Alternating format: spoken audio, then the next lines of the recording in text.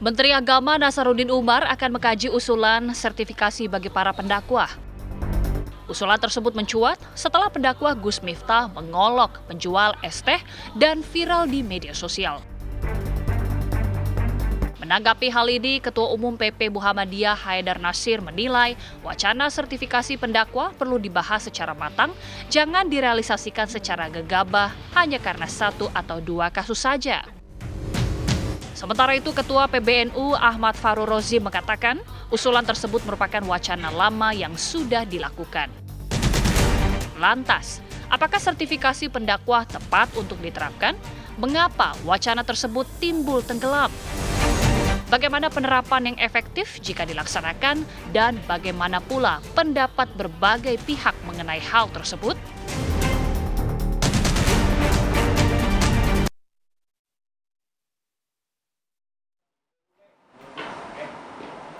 Ini sebenarnya bukan pertama kalinya kita mendengarkan ada usulan, ada wacana untuk memberikan sertifikasi kepada para dai ataupun juga pada para penceramah.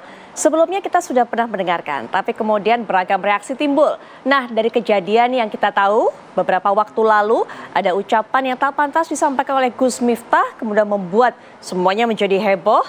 Nah, ini kemudian kembali lagi kita dengarkan bahwa ide ataupun juga usulan untuk membuat sertifikasi atau mengadakan sertifikasi kepada para pendakwah ini muncul kembali. Lalu apa tanggapan masyarakat? Bagaimana juga tanggapan dari Kementerian Agama Republik Indonesia beserta juga para pemuka agama ataupun juga para pendakwah? Sudah bergabung secara daring dengan kita yaitu Wakil Menteri Agama Republik Indonesia Bapak Kiai Haji Romo Muhammad Syafi'i. Assalamualaikum warahmatullahi wabarakatuh. Selamat malam Pak Wamen.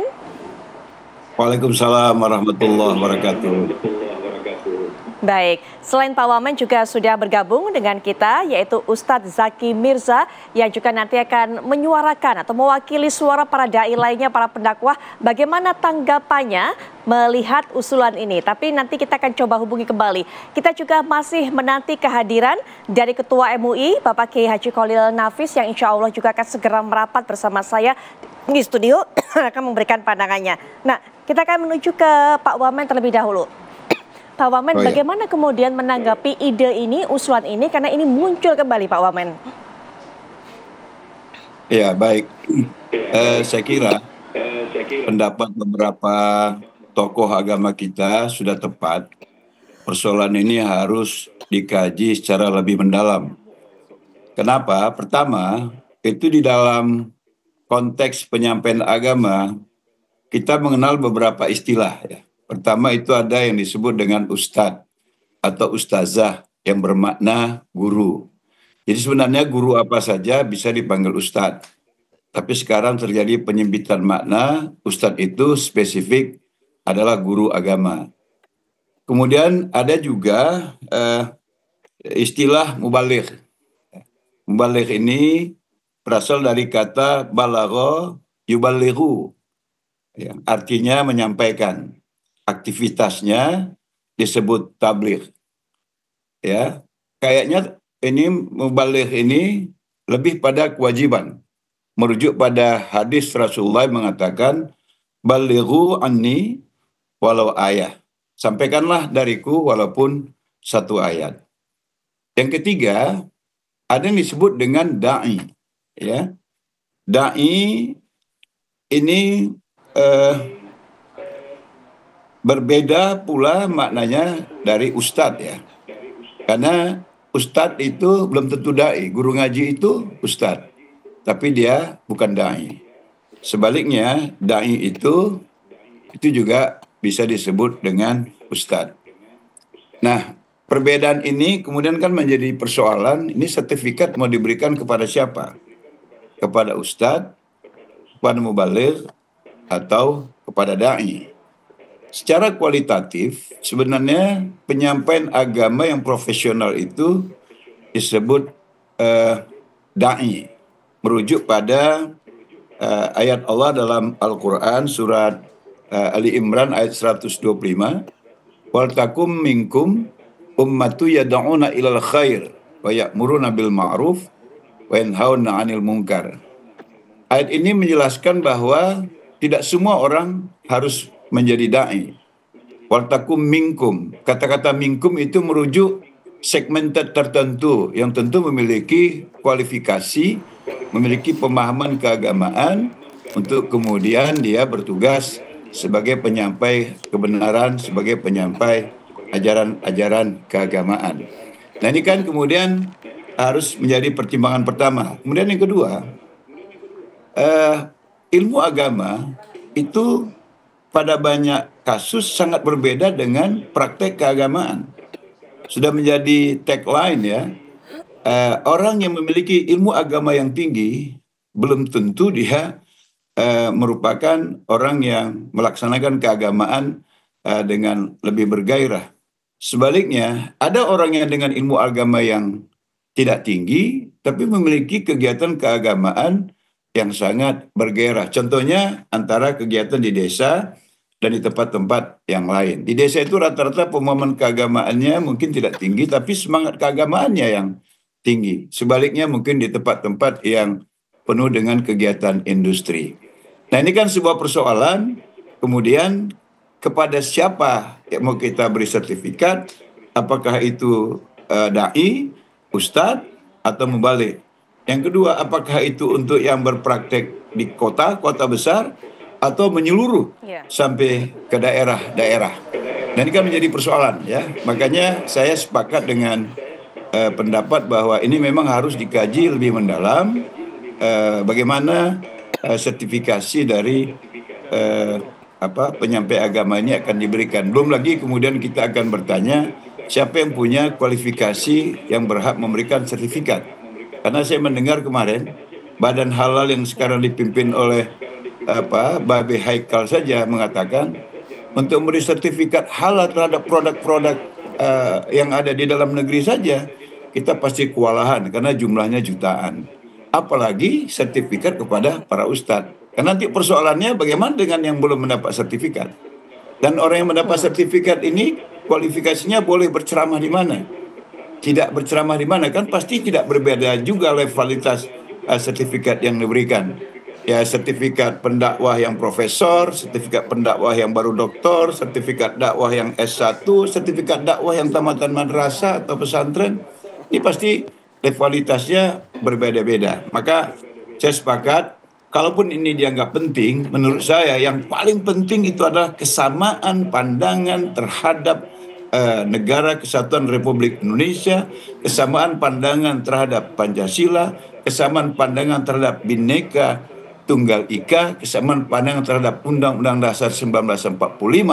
Kalau ini, saya yakin bila kesadarannya sama di level manapun dia, dalam pemahaman seberapa dalam pun dia, kalau dengan satu visi yang sama untuk membangun bangsa Indonesia yang disadarinya sangat heterogen ini, saya kira ini sudah cukup efektif ya, ketimbang kemudian kita menyisir lewat pemahaman keagamaan, lewat levelitas dakwah yang biasa dia geluti dan lain sebagainya.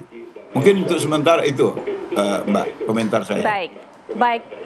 Iya, baik Pak Wamen. Jika memang itu yang menjadi pertimbangan, siapa kemudian badan yang harus mengeluarkan sertifikasi dan sebaiknya sertifikasi ini diberikan untuk siapa? Tadi Pak Wamen sudah menjelaskan panjang lebar dan menekankan bahwa bukan itu yang penting, tapi yang paling penting adalah menyamakan pandangan, menyamakan persepsi. Atau mungkin yang lebih baik solusinya adalah kemudian memberikan semacam penataran ataupun juga pemahaman materi kepada para dai, mubalik, ustadz dan sebagainya. Tapi mungkin nanti dijawab Pak Wamen karena sudah hadir di samping saya juga Ketua MUI yaitu Bapak Kiai Haji Kholil Nafis. Assalamualaikum warahmatullahi wabarakatuh. Selamat malam Pak Yai. Waalaikumsalam warahmatullahi wabarakatuh. Selamat malam. Baik. Selamat malam Pak Menteri, Pak Wakil Wamen. Menteri.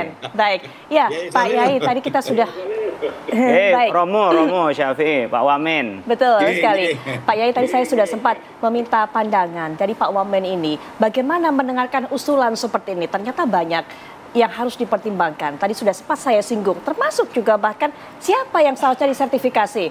Apakah ustadz, apakah dai, mubalik dan sebagainya. Tapi kalau Pak Yai sendiri melihat ide ini, usulan ini, terlebih lagi kita lihat kembali usul ini muncul setelah kejadian yang kita tahu bersama viral, ucapan yang tak pantas dari Gus Miftah. Pak Yai pandangannya? Usulan ini muncul lagi karena mulai dulu zaman Pak Lukman Hakim Saifuddin jadi menteri juga muncul. Betul. Karena banyaknya penceramah yang kadang-kadang kontraproduktif selalu muncul dengan sertifikasi. Tapi memang complicated ya, perlu dikaji lebih dalam sebagaimana usulan dari Muhammadiyah. Kami pun juga berpikir begitu karena nanti kalau dibikin formalistik apalagi menjadi standar izin berceramah dan tidak berceramah itu akan kesulitan karena orang kita senang kumpul-kumpul, senang ada pengajian.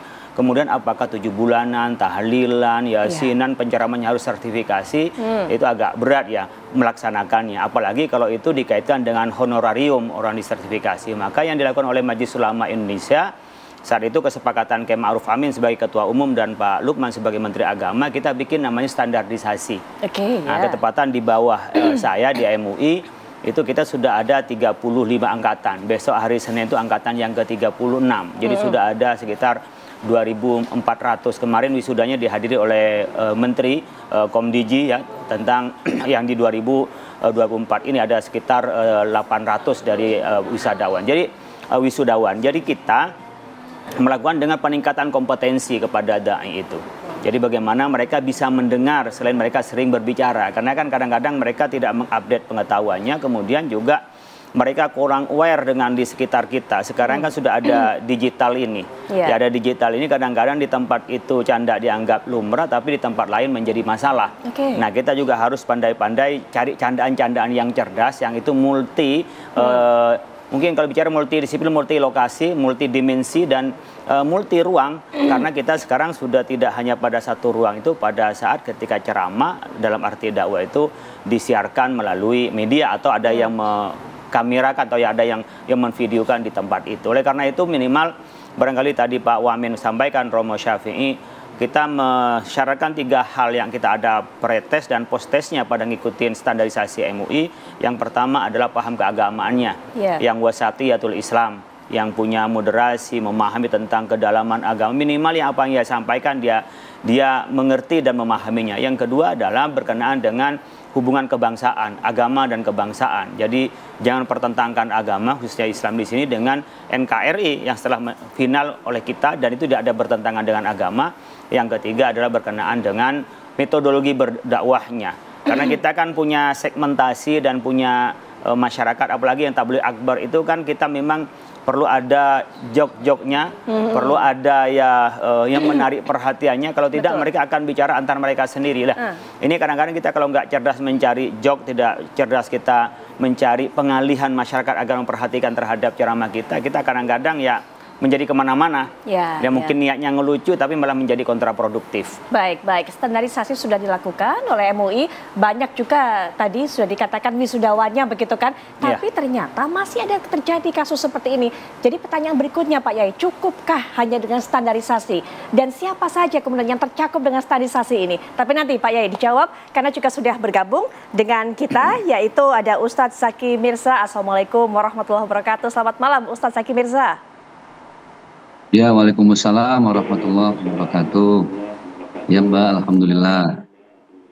Alhamdulillah baik. Ustadz, mungkin bisa diceritakan dari pengalamannya. Memang tadi Pak Yai Khalil Nafis sudah bercerita kepada kita, butuh sebenarnya para pendakwah ini kemudian jok-jok untuk bisa memancing masyarakat ataupun juga para pendengar ini agar kemudian tetap menyaksikan ataupun juga mendengarkan dengan konsentrasi ataupun juga dengan terhibur setidaknya. Nggak bosan mendengarkan ceramahnya, tapi juga jangan kelewat batas. Nah, bagaimana hal seperti ini? Apakah memang harus ada standarisasi dan sebagainya? Tapi nanti Ustadz Zaki Mirza bisa berikan pandangan setelah jeda. Kami akan segera kembali saat lagi.